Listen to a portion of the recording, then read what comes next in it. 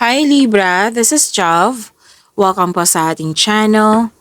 By the way, Libra, this is your first half of February Monthly Gabay Tarot reading from February 1 to 15, 2026. Gamitin ang reading na ito bilang gabay lamang. Tandaan, Libra, ito po ay general reading.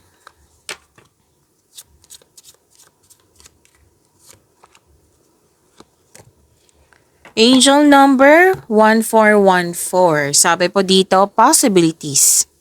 Building strong foundations creates stability and welcomes in possibilities. All possibilities exist and are amplified when gratitude is felt for the foundations that are in place. To attract more blessings, let us say the power affirmation. Let us say, I am grateful for all that is and all that will be. I trust in the possibilities of what I desire or something greater. So this is angel number 1414. So possibilities. May positive change and growth. Yan ang sabi dito. So it's time to embrace the new beginning sa inyong buhay. At sinabi din dito na mag-focus ka, na kailangan na may determination with clear intention sa bawat aksyon. Remain focused on your goal. This angel number 1414 encouraging you na gamitin mo yung ambisyon mo to build a stable future. So remain grounding and balance. Balance your emotion. Okay, and trust the journey. Kasi possibilities na your desire will turn into reality basta bigyan mo ng action at embrace mo yung new beginning. Give an action. Take proactive steps toward your ambition. Trust the journey. So this is angel number 1414.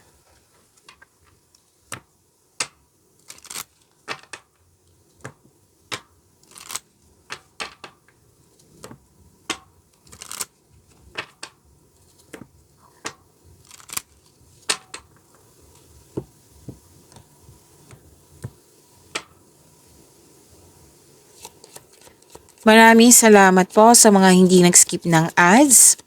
Subscribe na po kayo sa ating channel and click bell notification para updated po kayo sa bagong video natin. Para sa mga gusto magpa-reading po, comment po kayo ng personal reading and check my reply sa comment section.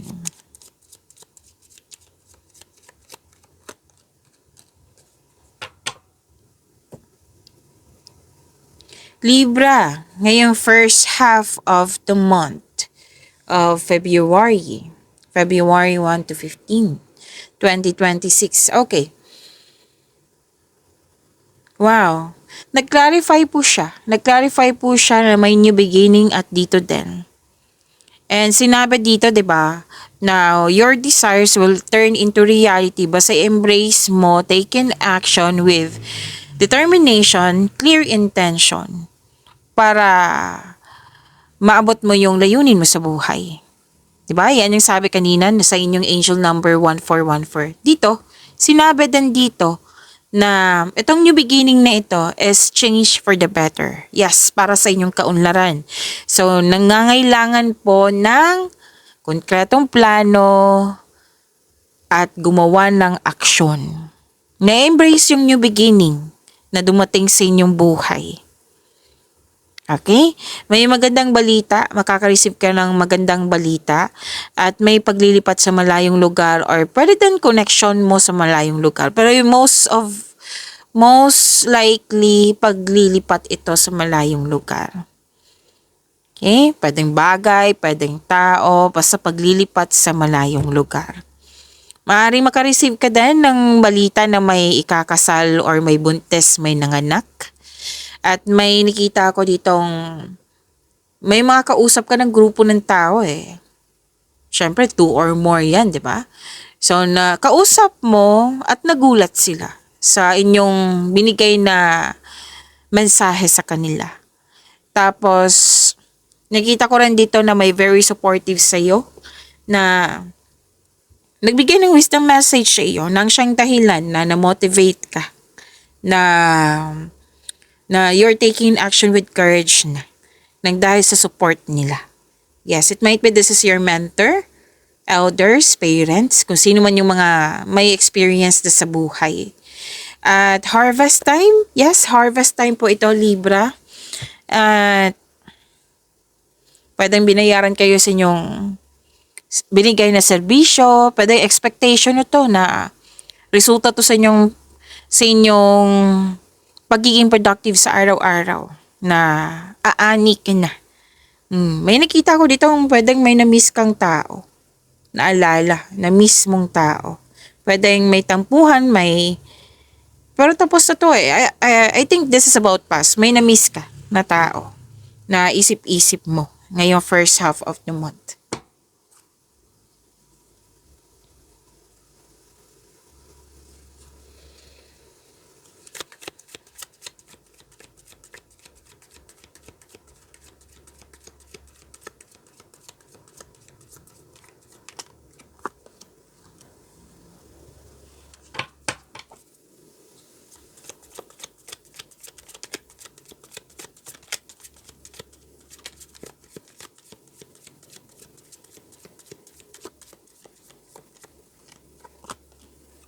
Energy ni Libra ngayong February 1 to 15, 2026.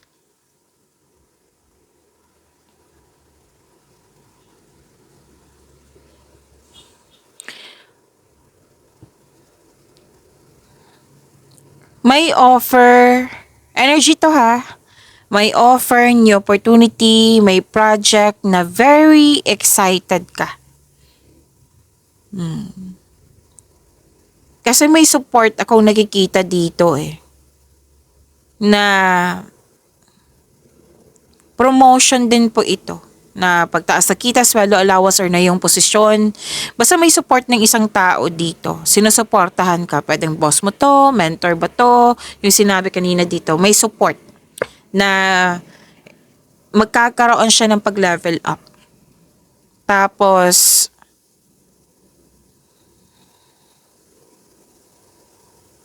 okay, lagi mong isipin kung pwede po yung mga nagbigay ng inspiration sa'yo. Inspiration mo sa buhay para ma-enjoy mo yung mga ginagawa mo dyan.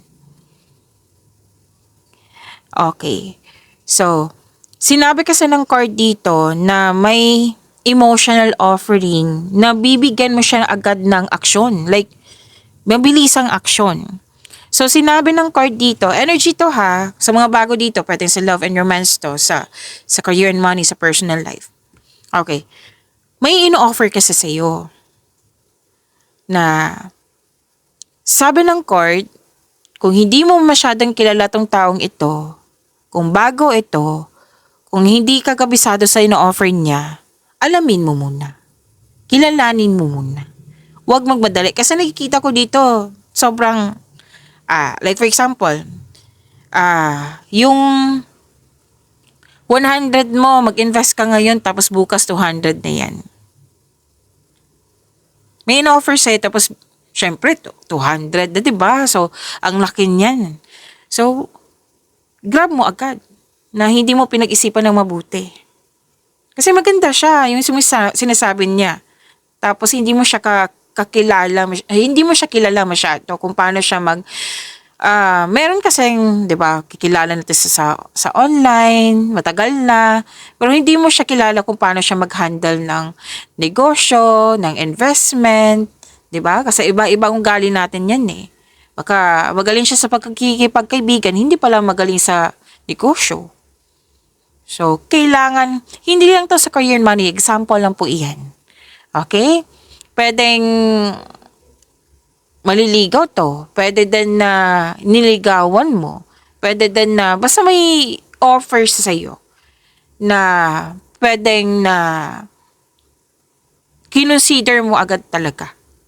So, sana'y mabigyan mo ang atensyon to. Pwedeng tapos nito na bit-bit mo hanggang ngayong first half of the month, pwedeng mangyayari din sa first half of the month. So, be careful. Prepare yourself.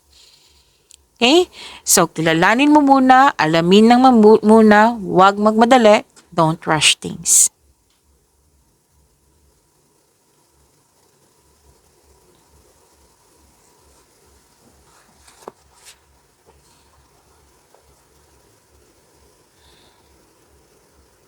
So, may marireceive kang good news. Pwedeng may bago kang kaibigan, bagong pet, bagong gamit na very inspired ka. Ang ilan nga dito sa inyo, nag-healthy routine na. Libra, which is good. Oo. May nakita rin ako dito na may pangyayaring aminan. Magsasabi ng sekreto, magsasabi ng totoong intensyon niya, may proposal. Okay?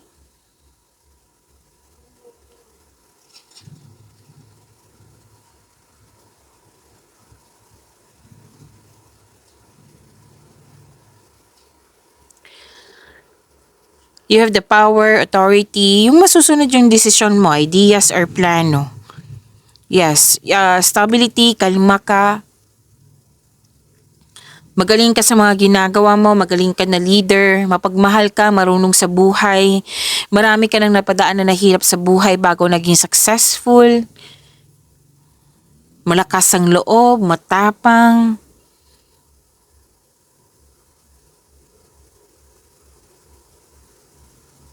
Alam nyo, dalawang card kasi nagsabi dito, Libra, may darating talaga na bagong tao sa inyo.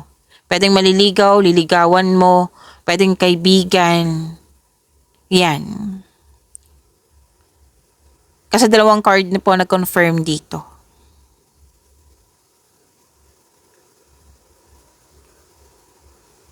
Maraming nag-support sa iyo. Malaki ang tiwala ng mga tao sa iyo. Sa inyong strength, skills. You are making tremendous progress sa iyong buhay. Nag-level up ka.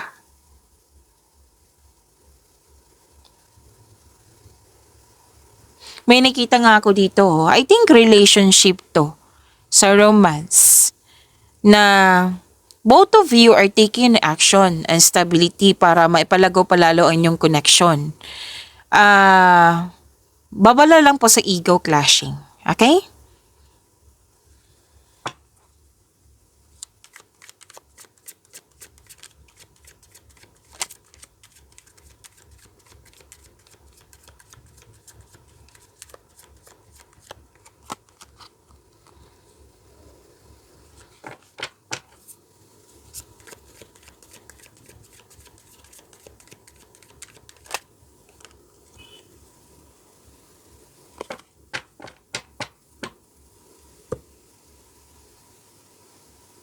Sa career and money na tayo, Libra. Inom muna akong tubig ha, saglit lang po.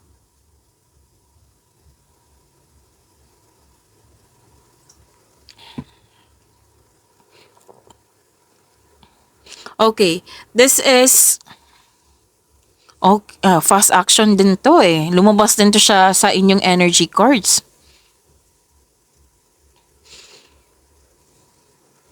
Sinabi ng card na mabilis umunlad ng iyong negosyo, yung trabaho mo, kasi marunong ka makinig sa iyong intuition. Humahantong ito sa pagtaas ng kita, magdadala ito patungo sa tagumpay. So pagpatuloy niyo pong makinig sa inyong intuition kung maari po, kung gusto niyo. May dumating na project, opportunity, na very excited ka. Magpapasigla to sa iyo.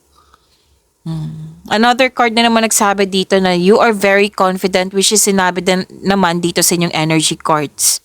Malakas ang loob mo. Kumbaga, this is a go signal kasi sa mga balak mong gawin. Plano, ideas, proyekto. And this card asks you na increase mo yung confidence mo in taking action. So, nakikita ko naman dito, which is sinabi din dito sa energy card mo, na maraming nag-support sa iyo.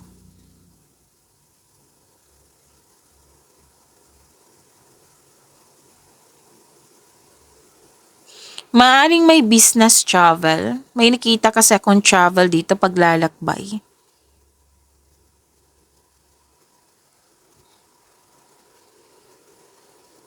So, gagawa ka ng desisyon. Nag-iisip ka muna. Kasi may what I meant is, gumawa ng matibay na plano. Kasi, may nakita ko ditong change career or pumasok sa negosyo. So, siguraduhin na gumawa kayo ng konkretong plano. Nakita ko dito, ang ilan sa inyo, nagkaroon ng takot na mag-decide agad. What I meant is, natagalan sa pag-decide. Kasi may offer eh. May offer, may chances na kailangan gumawa ng desisyon. Natagalan ka kasi ayaw mo magkaroon ng negative outcomes. So kaya pala may mga kausap ka dito. Like nag-gather ka ng factual information, which is tama nga naman. So this card advised you na don't hesitate too long. Makinig ka sa iyong intuition and choose options that make sense on a gut level. So seek help or ask support para makatulong ito sa pagpagaan ng iyong isipan. Okay? Pero the best way kung ikaw mismo ang gagawa ng paraan. Basta don't hesitate too long. Kasi kung mag-hesitate ka, ang ending niyan, malilito ka, maguguluhan ka. Okay? So, makinig sa inyong intuition kung maaari po.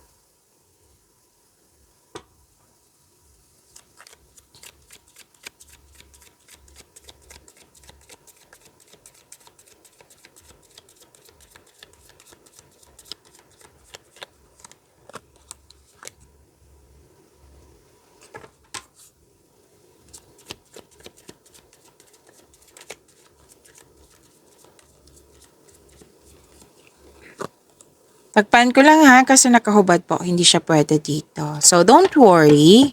I-reading natin yan, Libra. Okay, by the way, Libra, this is about your love life, self-love, partnership, and romance. And huwag niyong kalimutan na mag-subscribe sa channel natin at i-click yung bell notification para updated po kayo sa reading natin.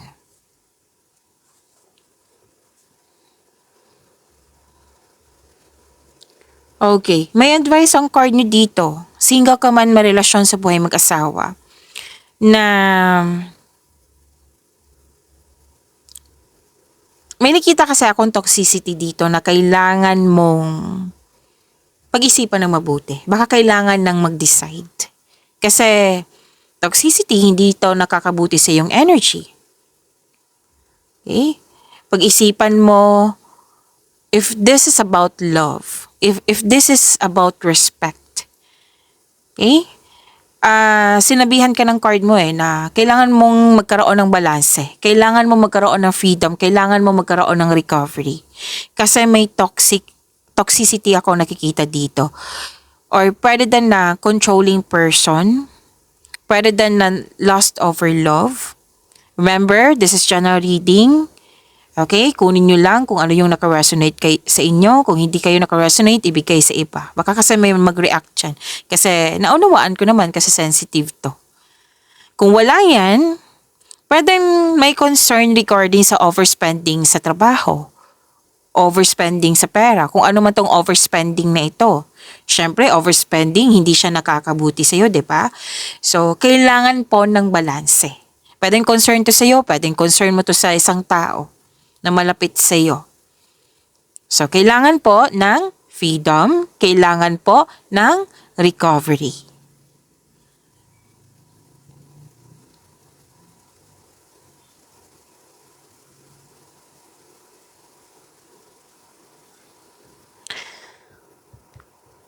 Naka-receive ko ng love messages. Okay, sa mga single dyan, may nagparamdam. Pwedeng maliligaw mo or niligawan mo or nagkagusto sa'yo. Pwede din, enjoy ang ilan sa inyo nga dito. Enjoy na enjoy sa bagong passion mo. So, you're making yourself busy and very excited kasi nga may bagong passion ka.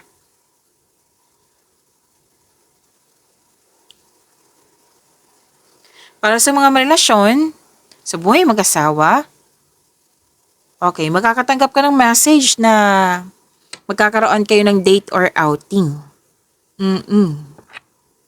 So may gustong maghingi ng sorry sa iyo.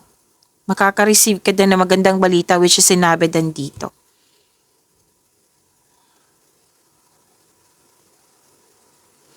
At sabi din dito na